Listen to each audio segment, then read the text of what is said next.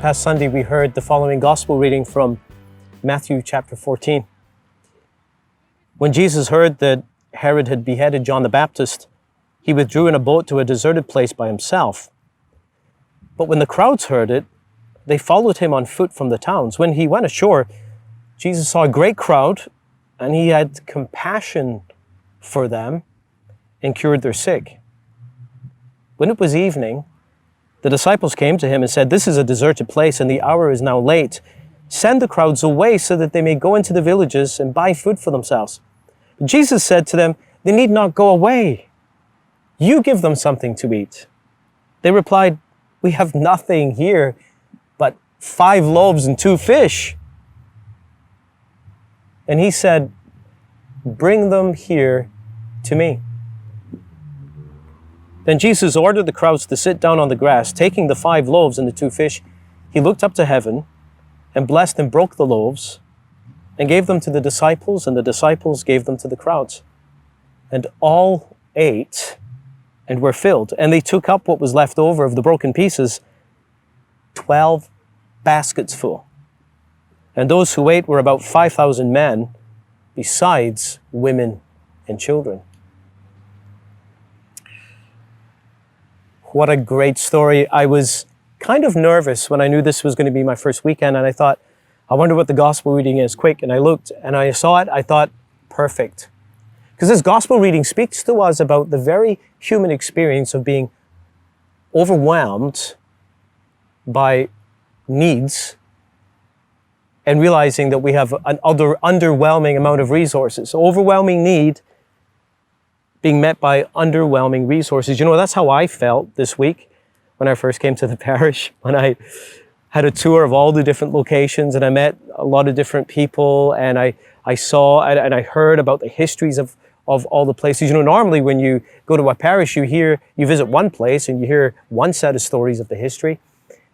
And I remember going home that night feeling overwhelmed, especially with all of the buildings that we have. Do you know, we have 11 buildings in our parish of Our Lady of Guadalupe, and that's if you consider St. Peter's Church office in Glebe as one building, which it kind of is. 11 buildings. You know, I was thinking of the words of Jesus who said, "The harvest is plentiful and laborers are few," and I was thinking, in our parish, the buildings are plentiful and parishioners are few. So it's a real challenge for us. So I was feeling overwhelmed. And I found it very consoling to see this gospel reading this weekend talking about the experience of being overwhelmed by overwhelming need, meeting underwhelming resources. And I think Jesus models for us, or the gospel story shows us 3 things we can do when we're in this kind of experience. And we're experiencing perhaps this right now as a church, as a parish, but I think these principles also apply for each of us in our personal lives. Whenever we're overwhelmed by something, a relationship or a difficulty in our family or workplace or a particular challenge that we just don't seem to have the resources to deal with. 3 things. Number 1, to feel. Number 2, to surrender. And number 3, to act. To feel, to surrender, to act. Now, why am I talking about feelings? Here's the thing. Most of us, most of the time, even though we think of ourselves as very rational beings, that we're very deep thinkers, most of us, we react not out of what we think, but of how we feel. Our emotions really guide us. Have you ever had an experience where you reacted to something and afterwards you were thinking, why did I do that? Why did I say that? Why did I respond like that? It's because we respond out of our emotions. So what we feel is very, very important. And in the gospel today, Jesus acts out of his feelings. The gospel story opens with Jesus going on his day off. He's going with the disciples to the cottage. And he's not just exhausted, he's just heard the news that his cousin has been executed by King Herod. I mean, he must have been grieving. He had every right to be lost or immersed in his own grief, his own issues, his own pain, his own questions, his own anxiety. And to make matters worse, they go on the day off together, and he arrives at the cottage, and the place is full of people, needy people, who have intruded on his space. And what's his reaction? What's his emotional reaction? We hear that he had compassion on the crowd. Now, if I was in his place, probably I wouldn't have felt very compassionate. I would have felt probably angry, frustrated, overwhelmed. I would have probably felt a bit of self-pity. Poor me, I can't even get a day off. But Jesus has compassion. Jesus lifts his eyes from his own pain, his own needs, his own concerns, and he sees the crowd. He sees them. He looks outside of himself, and his reaction is to have compassion. Compassion. I think that's the first step for us as a parish. It's very easy for us in these challenging, changing times to be caught up in the question of our particular issues and our agenda in our parish and our buildings and all of the uncertainty and the pain and the anguish and the grief and our own preferences even. And the Lord is saying to us, can you take your eyes off those things and look up and recognize the crowds? The crowds that exist in this new big parish that goes all the way from Shearwater to Burnside Industrial Park and then up to Micmac Mall. I mean, that's a big parish. That's a big chunk of territory. That's a big crowd. Can we take our eyes off ourselves and look at that crowd, and can we feel the compassion of God? The compassion that Jesus felt? The second point is to surrender. Jesus says one of the most ridiculous things in the gospel. The disciples, very practical, they come to Jesus and say, Lord, it's getting on. We should send people away so they can go and get supper. And Jesus is like, you don't have to send them away. You give them something to eat. And they're like, what are you talking about? 5,000 men, never mind the women and the children. That's a lot of people. And they said, we've only got 5 loaves and 2 fish. Like, that's insane. We can never meet the need. We can never respond. What you're asking of us is humanly impossible. Exactly. That's it. And what the Lord is asking of us as a parish, the parish of Our Lady of Guadalupe, in this time and place, is humanly impossible. There is an absolutely overwhelming need, and we don't have the resources. We get 5 loaves and 2 fish.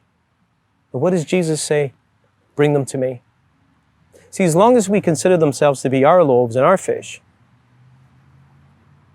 the Lord can't use us. He can't work through us. But if we surrender what we have to Him, through us, He can feed a multitude. He's done it before, and He can do it again. And that means surrender. That means letting go of, again, our particular agenda, attachment to our particular buildings or our ways of doing things, our hopes and dreams, our sense of nostalgia from the past. We need to let it go. We need to definitively declare that this parish and all that is in it belong to Him. Surrender. Number 3, we need to act in obedience. Think about this miracle. Jesus didn't make the sign of the cross over the fish and all of a sudden, bang, big mountain of fish, made the sign of the cross over the bread and there was a big mountain of bread. And then He said, okay, now go and distribute. It's not how it happened. That would be easy. It would be easy to see the miracle first and then act. Instead, Jesus sends the disciples into the crowd with basically empty baskets. And they were probably thinking, that's it, we're dead meat. They're going to beat us up. At the very least, we're going to look like idiots. And yet, in their obedience as they went, God did a miracle and a multitude was fed. And I think that means for us as a parish that we need to act in obedience, not to wait for some perfect future or some set of resources, but to act in obedience, believing that the Lord is going to come behind us and provide for us what we need. So 3 principles: to feel, to surrender, and to act. I want to focus with you on the first one for now, to feel. I talked about Jesus had this emotional reaction because He saw the crowds, and that's what I'd like to ask you to do. I'm going to give you some homework. I'd like to invite you to see the crowds in our parish and to have an emotional reaction. In fact, I'm going to invite you to get out and walk the streets of your parish. This was the homework I gave everyone this weekend, and I did my own homework. Yesterday, myself and Deacon Rob, we walked over 10 kilometers. We went down by Tufts Cove and along the waterfront and up into Highfield Park and all around the whole area. So we walked a good distance, and we looked and we watched and we prayed. And we said, Lord, help us to see what You see. Help us to feel what you felt. Help us to feel compassion for the crowds. Let us be moved. Because if we don't care about the crowds out here, what's the point of gathering in here, in our particular buildings, if it doesn't have a bearing on what's out here? So that's what I'm going to ask you to do. I'm asking you to get out on the street, go for a walk, go with your spouse, with your family members, go by yourself, with a neighbor, a friend, perhaps walk in your own neighborhood that's familiar to you. Perhaps you want to intentionally drive across town a little bit and walk in a place that's in our new parish that's not familiar to you, but to pray, maybe pray the rosary as you walk. Ask Our Lady of Guadalupe to intercede for our parish, but at the very least talk to Jesus and say, Lord, help me to see with your eyes. Help me to be moved in my gut. Because the word in the gospel that the gospel writer used to describe the emotion of Jesus is a word that literally means the guts. Jesus wasn't moved in his head. He wasn't moved in his heart. He was moved in his guts. It was visceral. Ask the Lord for the grace to be moved viscerally. And I want to conclude this message with a quote from Pope Francis.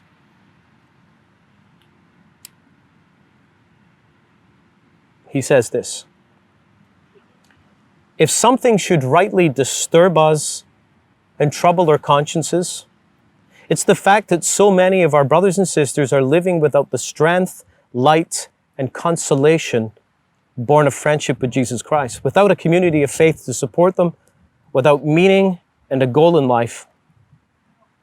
More than by fear of going astray, my hope is that we will be moved by the fear of remaining shut up within structures which give us a false sense of security, within rules that make us harsh judges, within habits which make us feel safe, while at our door people are starving. And Jesus does not tire of saying to us, you give them something to eat. God bless.